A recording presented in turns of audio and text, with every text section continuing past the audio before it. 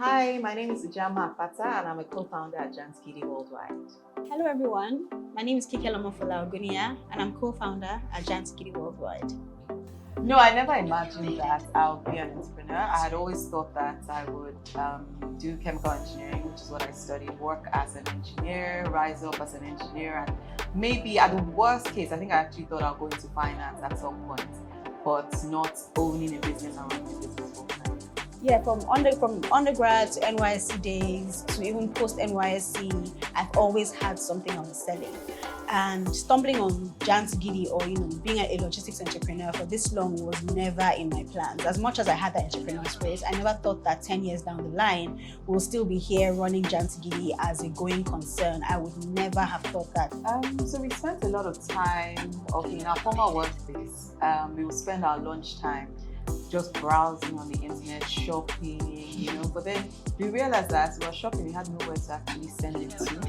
And we had to either rely on family, friends, or people that were coming back to Nigeria to bring the items for us. Now, even the delivery company at that time didn't have the capabilities of bringing in small shipments. They were more like 20 kg and below. And you're just ordering maybe makeup from Boots or something. You don't need 20 kg. Yeah. So we just decided, okay, you know what? And at that time, a very famous fashion brand just started delivering to Nigeria. So we kind of followed that journey and just figured, okay, if they can bring things in, then that means there's a possibility to bring in things for people. We kind of followed the journey back and paved the way for ourselves. Just little by little, just figured out, okay, where do we send the items to? How can we bring it in? How can we handle clearing? How can we price it? And as soon as we did it for ourselves, a few weeks or a few times, we tried it out with ourselves, tried it out with friends, and we're like, you know what, that's clicked. Let's now roll it out, because there were so many people that had moved back at the time, almost the same time that we moved back from the UK to Nigeria, and we were in the same position. So we decided to advertise that service to those people, and the business kind of just grew from there. So I'm not sure if you've mentioned, but we started Jand2Gidi actually as a side project while working in an oil service company. And while working there, we got married. I started working there in 2012. Amma was there a few months before me. And I got married in February of 2013. Amma got married in December of 2013. And Jand2Gidi was registered in July of 2013. So the question was, by the next year, after running it as a side project from the boots of our cars and from our homes, we had to then decide on what the company we were working for pulled out of Nigeria. So they made us redundant. And it was a case of, okay, should we go and take up other paid employment, or do we just carry on Jand2Gidi as a full-time project? And at that time, Jand2Gidi had made a significant amount of traction, we made revenue, and we could now afford a place in Lekki Phase 1. So we then had to have that important conversation about, okay, we're newlyweds, should we go ahead and face this relatively unknown business full-time, or go and get paid employment? So we obviously had critical conversations with our husbands, and they supported us 100%. Gave ourselves 1 year, okay, from 2014, go and do Jand2Gidi to 2015. If it works out, fine. If it doesn't work out, back to paid employment it is, and to the glory of God, we haven't looked back since. So in terms of revenue, yes, we were able to generated enough revenue to rent a small office space in Lekki 1. In fact, we generated revenue to even pay ourselves something, even though it wasn't substantial. A stipend. Exactly. Then to furnish the whole place. So we were able to, I think one of the things we did from the onset was, we had a friend who was working with us in that same oil servicing company, who was our accountant till date, a finance consultant till date, and he kept us accountable. So he did our books for us from inception, and that kind of made us more accountable to each other and to him as well, and made sure that we had our books in order. So that helped us in terms of our revenues, knowing what our revenues were, what we could afford. And when we actually started, when we actually rented a place, we were very focused. So we were not thinking, okay, let's go to Ikoyi, We knew what our budget would take, and we just stuck to our budget and just said, okay, let's just start to be small. It was a BQ actually. 2 beds. It was 1 room in a BQ. And we're like, start with this small space and then just see where it leads. AI, yes. So AI is something that we're really, really, really keen on because that's the future. And I think if you're not jumping on it, you'll be left behind.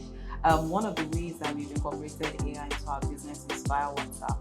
So we created a WhatsApp bot that's able to respond to customers, and it was very important to us because we didn't want people interacting with us, out of office hours and not getting a response. So a simple question like, "Where is my package?" Be able to track your package, be able to get at least basic information, or okay, can I get an address?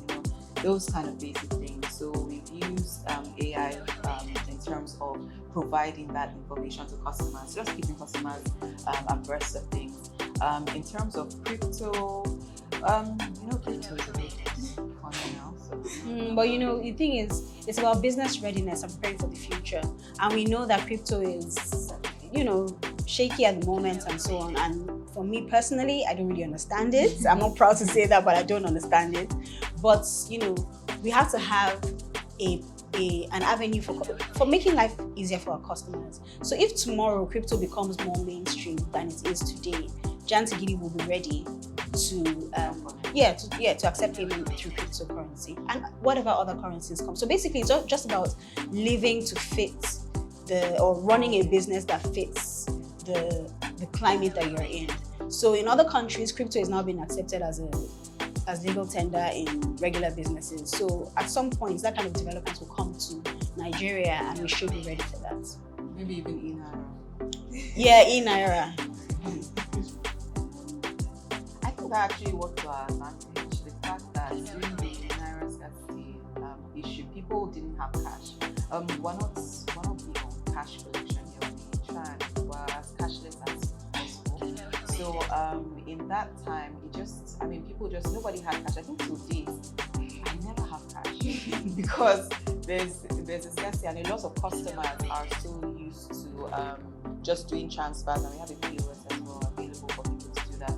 It's actually helped us because things like you being accountable, if something is going to a company account, the customer feels more relaxed, like, oh, you collected cash and something has happened along the way. Not to say that anyone will do that, but it just gives a sense of comfort that you're paying directly into an account and you're getting really receipts for items. But I think that's actually helped businesses kind of push themselves towards being cashless and just having money.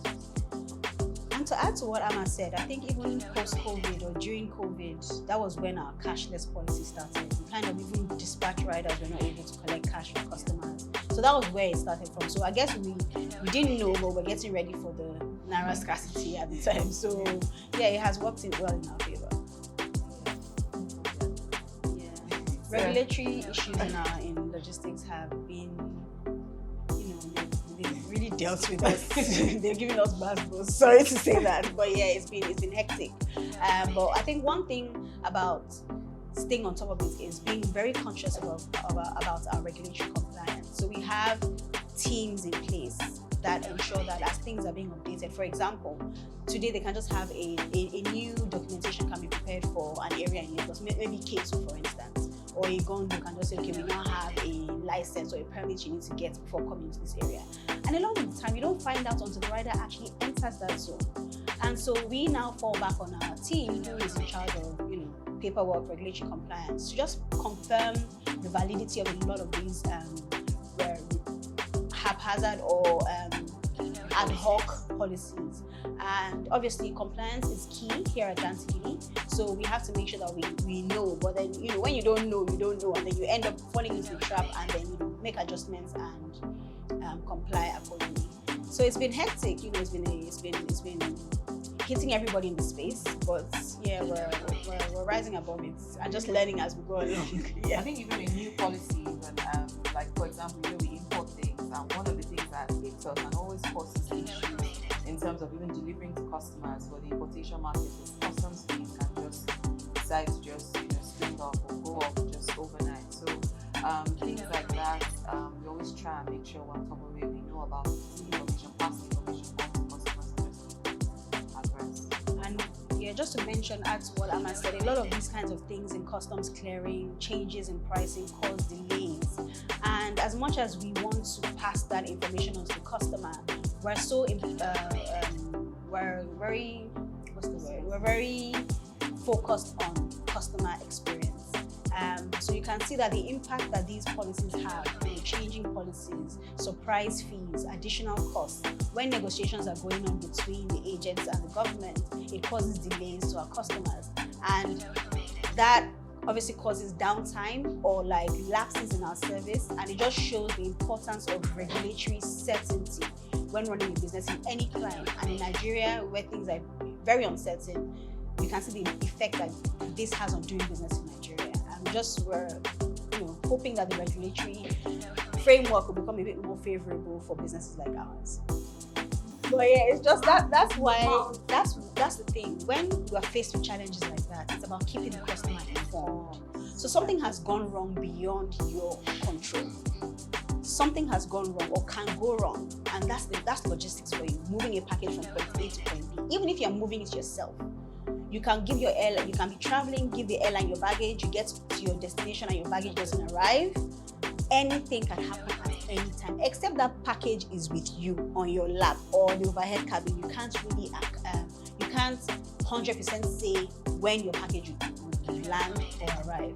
So if there's a delay with the airline, or if the rider has been stopped on the road and arrested for maybe a valid reason or an invalid reason, and in most cases, invalid reasons, it causes this knock-on effect and affects customer experience. So again, it's about the regulatory environment. It needs to be friendly for us to do our business. Even during COVID, we were one of the frontline people. We were helping save people's lives, delivering medication, delivering essentials where people couldn't move around.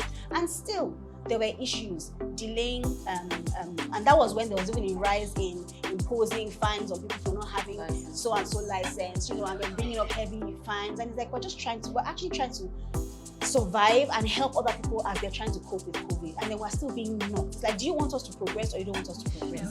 So it just shows us the realities of doing business in Nigeria. And while we know that there are policies in place, there are agencies in place to ease doing of business, I think more can be done to help Nigerian businesses. First of all, I'd like to say that Jand2Gidi bootstrapped for what seemed like a very long time. So we started with our own money. As we said earlier, we bought the first set of things we needed with our own funds, and then the business started generating. Thankfully, we were able to get space in Lekki. We were able to start buying our own bikes, save for our first van that got stolen, but we found it. Story for another day. We've been through the most. So yeah, where was I? So we've had all kinds of issues with bootstrapping and just trying to be lean. Now, in 2017, thanks to LSETF, Lagos State Employment Trust Fund, we got our first major source of funding. It was a loan given to us of 5 million naira at 5% to be paid back over 3 years. And thankfully, we were diligent and paid off the loan in perfect time, at the right time. We finished paying the loan in 2020. And that was the first major source of funding we had. Then secondly, we were in a competition for the Nigerian Economic Summit Group, NESG. Went to Abuja to pitch. It was a small business pitching competition. We came fourth. That has its own story. They were looking for top 3. We went and pitched. They now made it top 4, and we're fourth. So we won $2,500. As you can imagine, with our huge check coming back to Lagos. Like fourth position, and it wasn't planned. It was just an amazing opportunity, and God keeps coming through for us. That was the second source of funding. Then thirdly, we competed also for the Variant Advisory Mentorship Program. We won a 1 million naira grant. And I should add that these funds come in handy for cash flow. We're a business that is earning revenue monthly or daily, actually. We earn revenue daily. But then having that extra cash flow to just be able to have a wiggle room to do things exactly like a buffer is really important. So even though you might record, okay, in so and so year, your revenue was 100 million naira, for example, but we didn't have 100 million naira as a lump sum, right? So having these extra sources of funding really helps you, helps you stay afloat, and cash is king at the end of the day. So those are the 3 opportunities we had, and then they didn't come in the same year, and side by side we kept bootstrapping. Now in 2021, we then raised a family and friends round, and that has been, yeah, that's the last funding we had. We raised family and friends round in 2021, and it came through in a huge way for our business. We're able to expand, do more, and so on. So those are the opportunities we have, and I would like to mention that we're actually in a round at the moment. We're fine-tuning. In fact, if I use the word fine-tuning for our deck again, we worked on this deck and worked on it, worked out of it, worked on top of it, worked into it, but we're still fine-tuning our deck. It's a living document. It's dynamic. It keeps, as you're learning more and you're getting better at what you're doing, you fine-tune the deck to make it more appealing to investors and let them know that we're fine as we are, but then we need these funds to just do things quicker. So that's where that's the role of investment in.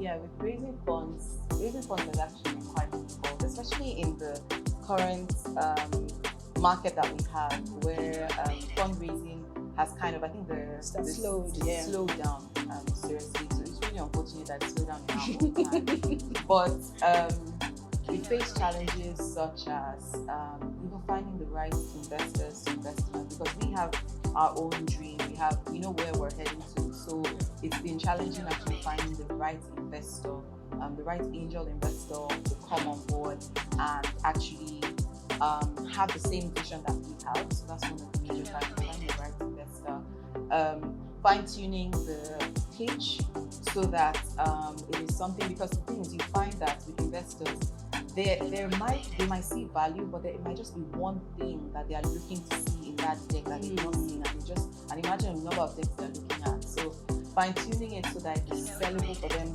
they jump on it, and they're like, okay, you know what, I understand, I trust what you guys are doing, and I want to put my money here. So it's been a bit challenging raising funds because of that, and we're hoping that going forward, with the help of the accelerator we're on, and a couple of other accelerators that we are scheduled to go on as well, that we will be able to find the right investors and also be able to tell the story the way the investor would like it to come on board. How do you know that generally on the African continent, for Black founders in particular, it's less than 1.5% that have gone to female-owned businesses or female-led businesses. So there's already that disadvantage. But then, even in that space, we still have women that have gotten funding from VCs. So it happens. So it is possible. And I really glean a lot of inspiration from people that have gone ahead of us and have made, raising dollars like it's just naira, like it's naira. Like, in fact, if we even see naira, we'll collect raising dollars like nothing, So we're really, really inspired by these women, and even in the logistics space or mobility space, there are women that have gone ahead of us and are killing it. So we know that we can, and I'm so inspired by their stories. A few weeks ago, I was moderating a panel about raising funding for your business, and it was a female panel, and everybody in that panel, well, 4 out of 5 had raised funding. So these people are within my reach, they're my peers, so it's very doable. Even aside from that panel, other people that you see, I don't know if we're allowed to name names, but we're really inspired by the women that are the African women that have gone ahead, and Nigerian in particular, people that I know. It's really exciting to see. So yeah, there's hope, and we know that we'll get there. Women have not raised. Why only a few women have raised? I think the first thing would be the societal challenges as well. Cultural, where women are seen to be less or not. I think that's already in some women's minds, where they feel like, you know what, I shouldn't be doing this, I shouldn't be raising this kind of thing. There is that. There's also the fact that women in this space sometimes, maybe they're limited, they're kind of comfortable where they are. So they just feel like, okay, where I am, I'm making revenues, I'm able to pay salaries. I don't really need to pay now. Men are usually very aggressive when it comes to things. They can sell you this mug and tell you that it's going to be $1 billion industry, whereas everybody's doing it. But for women, I think sometimes women we tend to think through things a lot. We tend to doubt ourselves a lot, which causes us. And this is even from experience. As women trying to raise investments, I think one of the challenges we had at first was the fact that we were scared to lose our company. And I think a lot of women are in that position because they're so used to not having something that is their own, that when they have it, they want to hold on to it. And we've learned along the way that, you know what? Why do you want to own 100% of €0? Why don't you own 20% of $1 million? You know, so that is a mindset thing. We need to kind of change our mindset and know that, you know what, let's open it up so that other people can come in, we can develop, we can grow the business, we can raise more revenues, and this business can outlive us. So the only way a business can outlive you is when you bring in other people into the business, and then you can grow. So that's another challenge, holding on to things. I think also sometimes women are not risk takers compared to men. And I think a lot of investors want to hear you say, I'm going to make 10x. But women, most times, because we're very conservative, will say, I will just make you another 3x. So the investor is looking at you and looking at the 10x and thinking, let me just go with my 10x. And I mean, a lot of times, their business doesn't, particularly pan out. The female-led business will still be there, but the male one would have crashed out. But statistics actually show that ROI on female-led businesses is higher than that of men. So I think that's really the attitude. It's a male-dominated industry, but I'm doing what I'm doing. I'm here, I'm standing, and I'm showing staying power and applying myself. Whether I'm a woman, not approaching my business as a woman, but as a person. So whether I'm a man or woman, what am I supposed to do? Am I doing what I'm supposed to do? What can I do better? How can I grow? How can I serve customers more? How can I do better for my team? So these are the things that you have to consider, whether you're a man or a woman, whether I'm a caterer or I'm in logistics. So I think having that drive to just achieve, regardless of your gender, is important. When it's time to discuss gender, we'll discuss gender. But then when it's time to face the real work, approach it and just do what you have to do to sustain and scale the business. And let your work speak for itself. Yeah. So don't use the female. I always say that thing. Don't use the gender card. Just let your work speak for itself. Don't give excuses and say, because I'm a babe, I can't do this. Do it. Get your hands dirty and do the work so that people will see it and they wouldn't judge you based on it being a female-led business. They'll judge you based on the work you do. And if you need heavy lifting and you can't lift, outsource. It's still your operation. You still own the operation, so outsource it. So let's not approach it as, I'm doing good for a woman. Nobody cares. Is your business doing good or is not doing good? How much are you making? How many customers are the customers happy? Is your team happy? So those are what we take into account and we apply ourselves every single day, diligently to the dream at Jand2Gidi. Always come to work with your thinking cap. Don't leave it at home. If you leave it at home, go back home and bring it. So we should tell you everything we do, right? Okay, so should I talk about UK, US? Okay, I'll do UK, US, Canada, China. Okay, so right now, for importation, Jand2Gidi renders delivery services from the UK. That's our core. That's kind of how we started. That's what we always been known for. We also do the US. We do deliveries from Canada and China.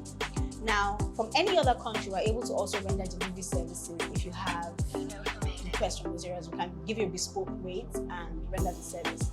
From the UK in particular, we have the amazing and one that people rave about, our express delivery service, where we dispatch any day of the week, working day, and we deliver within 48 to 72 working hours. In fact, it can even be 24 to 48 hours, but we'll just say 48 to 72 working hours. You get something on the plane today. If you remember, Jand2Gidi was the one that brought in the burgers, McDonald's burgers, from the UK to Nigeria. We broke the internet and we're still breaking the internet with that service. Argue with your keypad.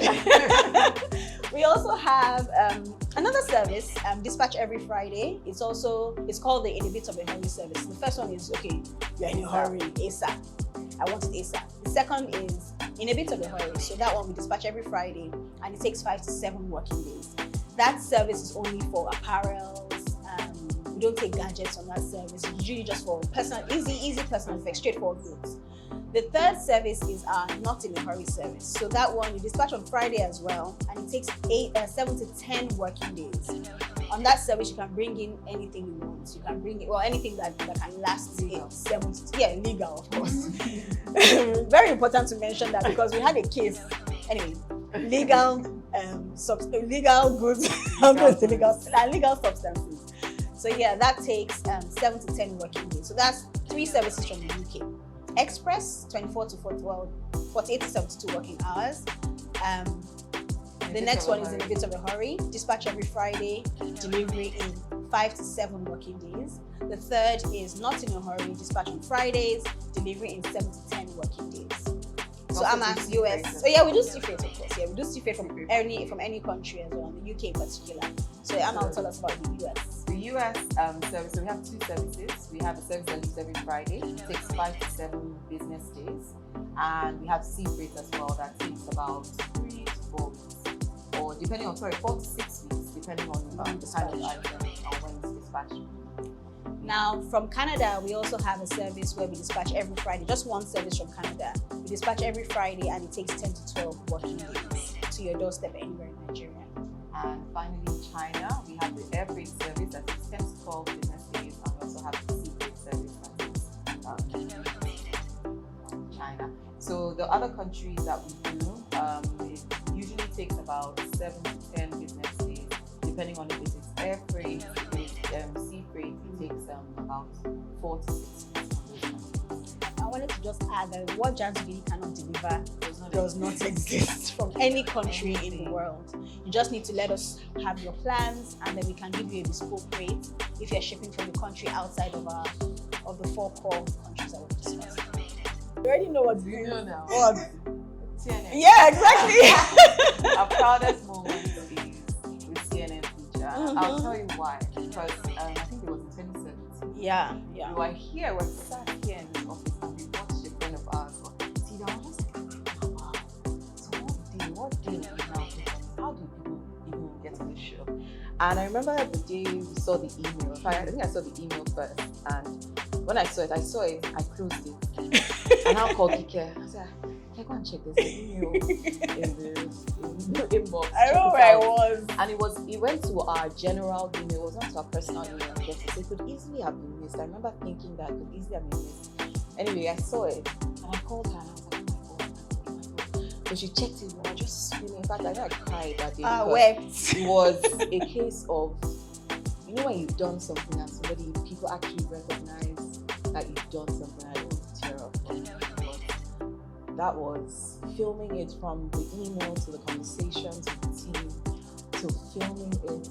It was an out-of-body experience. So actually watching it afterwards and experiencing it with Kike, because I know that what we've been through, and the whole team, out-of-body experience.